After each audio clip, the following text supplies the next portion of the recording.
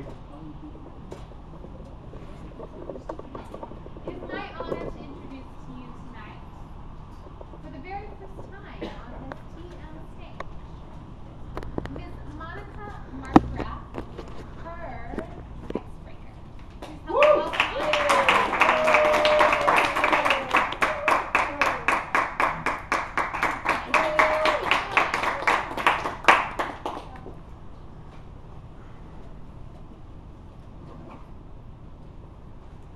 I have always been a tenacious entrepreneur, whether it be selling products in high school or in junior school or starting a shoe business in high school.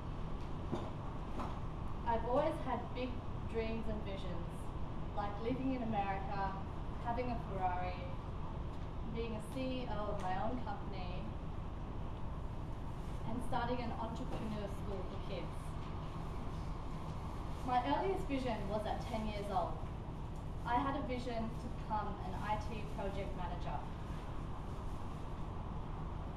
At 16, I completed a diploma in IT, completed 8 units of IT in high school, and was working part-time as an IT technician to get me there.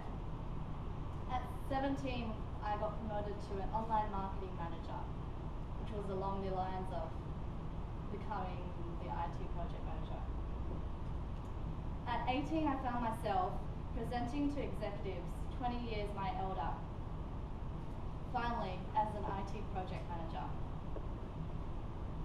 What brought me to Toastmasters was my lack of confidence in public speaking, and having to do presentations in front of executives at such a young age is really quite scary. At that moment, when I became an IT project manager, I realized I could accomplish anything I set my mind to with belief and hard work. And now I'm also living in America. How did I make it here? It was 3 a.m. on a Monday morning. I was in Ho Chi Minh in Vietnam. I was sleeping in a hotel room, and it was my 23rd day with a group of fellow crazy Kentucky tour people. Kentucky tour is a group that, my group was a group that toured around Southeast Asia for a period of 30 days, and we spent 24 hours with each person, and it could get really crazy.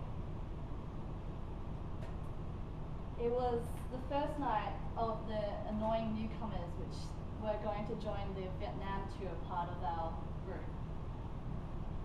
And we already had established a group of friends, close friends, and we already had our enemies on the other side. I was feeling really sick that night, and it was 3 a.m. I wasn't interested in going out and getting to know the newbies.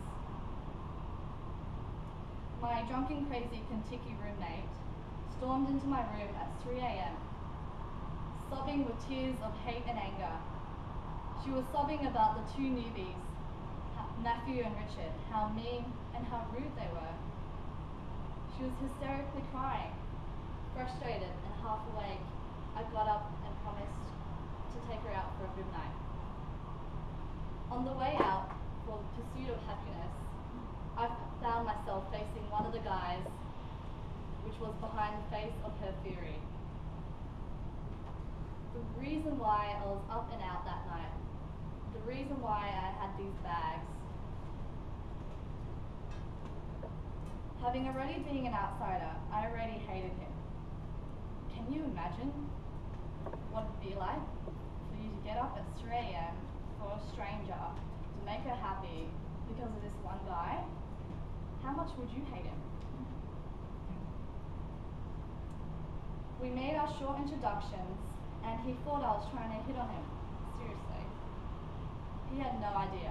I was awake because of him. I was kind to him with the intentions of keeping my enemies closer and getting him back later. I also needed some company on the tour, having already established enemies. It was a strategic move. 23 days of traveling with the same group of bitches, which 24 hours,